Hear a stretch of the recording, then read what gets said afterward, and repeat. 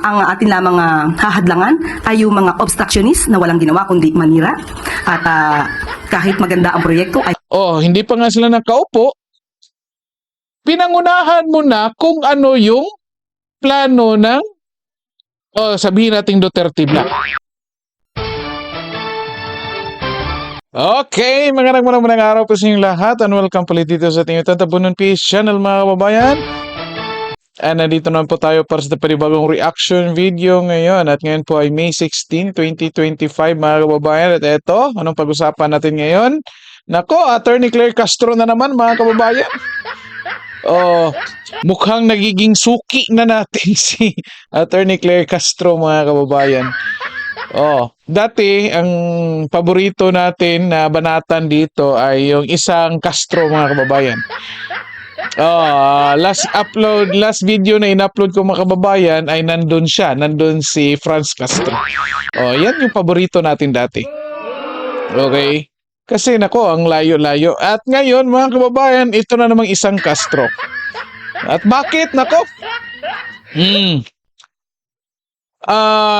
Huli natin mga kababayan, nahuli natin nagsisinungaling. Yan po ay katanungan lang ito. I-analyze po natin kung anong mga sagot niya dito sa kanyang mga press conference mga kababayan. Okay, kasi kung papakinggan mo talaga si Attorney Claire Castro mga kababayan, kung hindi mo talaga i-analyze yung mga sinasabi niya, naku, parang mag-a-agree ka talaga. Parang nakikinig ka ni Jervil Luistro mga kababayan. Na kung saan parang sa tingin mo na talagang logical yung mga reasoning nila. Pero kung i-analyze mo nga yan, mabubuking mo talaga. Ito hindi na natin patagalin mga kababayan. By the way, pag-like and share ng videos natin, and then pag-subscribe na rin po. Sa lahat na nakapag-subscribe na, okay, maraming salamat po sa inyong lahat. Palakpakan tayo. Maiksi lang itong video natin mga kababayan kasi ito pag-usapan natin. Ito punahin natin dito mga kababayan kasi naglabas siya ng bagong term mga kababayan kahapon. Yung obstructionist. Di ba? May pinalabas lang bagong term. Kakatapos na ng eleksyon, yung mga hindi pa na-elect, talagang na-elect na mga senador, hindi pa nakaupo, hindi pa nanunumpa, yet ito si Attorney Claire Castro banat kaagad. At ito, pakinggan natin dito mga kababayan tapos explain natin, maiksi lang ito. Okay? Ito. Ma'am, baka gusto lang pong i-clarify ng Malacanang kung totoo or hindi po ito. Kasi may mga lumabas po sa social media yesterday. Ang sinasabi po ay yung latest message daw po ni Pangulong Marcos ay ayaw niya ng impeachment ni VP Sara at inutusan ng gabinete na atupagin ang serbisyo. Can Malacanang verify kung totoo po itong lumabas na mga mensaheng ganito? ang mabe-verify ko po sa inyo, totoo pong pinag-utos ng Pangulo na dapat asikasuhin po namin ang trabaho. Dapat madaliin po ang pag-i-implement ng mga proyekto na nais niya para sa taong bayan. Pero pag Sorry, delete talaga yung button. May project pala si PBBM mga kababayan. Hindi ko alam meron yung 20 pesos na bigas na subsidize. Hindi ko alam, meron pa palang iba. Patuloy natin mga kababayan. pagdating po sa impeachment, yan po ay nasa kamay na po ng Senado, nasa kamay na rin po ito ng mga prosecutors. So hayaan na lang po natin yung prosesong dumaloy ng normal. Thank you po. On another topic lang po, yung si Senator Bato de la Rosa, medyo nag-react po siya doon sa yung pag-welcome ng pala sa legitimate opposition, pero parang lalabanan yung mga obstructionists. Ang sabi po ni Senator de la Rosa sa interview po namin ay yung hindi raw po haharang yung Duterte Block sa mga programa at batas. Pero sana raw po, sabi niya, kung gusto nila ng magandang samahan, magandang cooperation, do not start with warning or threatening the senators. With all due respect to Senator Bato de la Rosa, bato-bato sa langit, ang tamaan ay huwag magalit. Unang-una po, wala tayong pinangangalanan kung sino man. Ito po ay pangkalahatan. Ang nais po natin sa taong bayan ay huwag maging obstructionist para magtuloy-tuloy po ang mga gandang proyekto at programa ng Pangulo at ng administrasyon. Wala po tayong tinireten. Wala po tayong tinireten na senador. Sana po ito ay napakinggan man lang sana niya yung mga words na aking nasabi para siguro po maiiba ang kanyang impresyon at ang kanyang tugon kung nadinig niya yung buo kong sinabi. Ang sabi natin, ang mga lehitimong oppositionist ay welcome dahil kailangan po yan sa isang demokratikong bayan.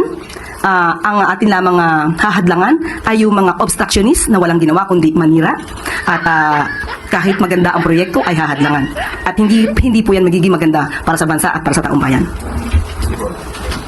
Yusek, one follow. Okay, stop natin dyan mga kababayan. Ano, sabi ko sa inyo, maiksi lang itong video mga kababayan. Na target ko, I think hindi ito aabot ng 10 minutes mga kababayan. Ito, di ba kung pakinggan nyo naman, sorry. Di ba napakinggan nyo naman mga kababayan? Like, kung hindi nyo i-analyze yung sinasabi niya, mukhang valid yung reasoning yun. Okay?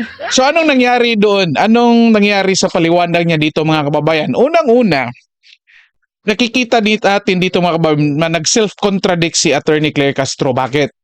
Okay? Di ba kahapon may statement siya na yun nga,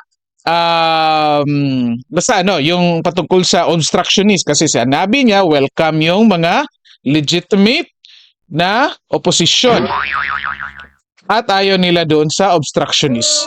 Okay, yun nga sabi natin. Ilang araw pa lang matapos ang eleksyon, yung mga senador na hindi pa nga nakaproklama mga kababayan, I think ngayong araw pa lang naproklama, ay hindi pa nga nakaupo. Sabihin natin hindi pa nga nakahinga matapos ang eleksyon. Yet, itong Malacanang through Attorney Claire Castro may banat kaagad. Di ba? Ngayon, tanong natin, comment nyo dyan mga kababayan, sinong basagolera dito? Okay? Balikan natin yung pag-usapan, yung linya, yung sagot ni Attorney Claire Castro. Bakit saan siya nag-self-contradict? Okay? So in the first place mga kababayan, sinagot niya yung tanong mga kababayan patungkol sa sinabi daw ni Bato de la Rosa. Na kung saan, ang unang sagot niya is, bato-bato sa langit, ang tamaan huwag magalit. Ano ibig sabihin niyan? So basically, in the first place mga kababayan, kahapon talaga meron siyang pinariringgan. Okay? Pero, at the same time, sinabi din niya na wala siyang tinitreten. Anong tawag ninyo dyan? Umamin ka, meron kang ganitong statement, walang ka nga lang pinangalanan, pero mas masama pa kasi buong senador yung sinabihan mo. Di ba? Nag-self-contradict ka, inamin mo na talaga na meron kang pinariringgan, kaya nga, ito, inamin mo na bato-bato sa langit, ang tamaan, huwag magalit. Tapos sasabihin mo na wala kang tinitreten. May point naman si Bato. Kasi nga, hindi pa nga sila nakaupo, pinangunahan mo na kung ano yung plano ng sabihin natin Duterte Black. Sa tingin nyo ba mananalo si Bongo at si De La Rosa at ng iba yung si Marcoleta at ng ibang inendorso ni VP Sara kung ang nakikita ng tao ay kukontrahin lang itong si PBBM? So ngayon, paano ito makagalaw? Etong mga senador, inunahan na ng Malacanang. Tinawag, pinangalanan na ng obstructionist. Kahit hindi ka magsabi ng pangalan, alam ng mga tao kung sino tinutukoy mo. Pero yun nga, ito mga kababayan, kapag nag-self-contradict ka, ay halatang nagsisinungaling ka. Kaya nga yan yung katanungan natin. Itong si Attorney Claire Castro, nagsisinungaling nga ba? Ngayon, ito, inamin mo, na bato-bato sa langit, at tamaan huwag magalit, pero kasunod niyan, dininay mo na wala kang pinagtutukuyan. And then suddenly, sinabi mo naman na ang sinabihan mo ay buong senador. So ano ba talaga? Mga kababayan, yun nga sabi ko sa inyo. Kung hindi nyo i-analyze yung sagot ni Attorney Claire Castro, naku, parang naniniwala ka talaga. Kaya nga mga kababayan, ito, bago natin tapusin, sabi ko sa inyo, maiksi lang ito. Bago natin tapusin, sana naman po, kapag nakikinig kayo kay Claire Castro, i-analyze nyo lang po yung mga linya niya. Oh. At kasi kung hindi nyo i-analyze yung linya niya mga kababayan, ako masisira yung logical thinking ninyo. Well, anyway, comment kayo dyan mga kababayan kung ano masasabi nyo dito. Masyadong halata ito. Paki-share and like po ng video natin.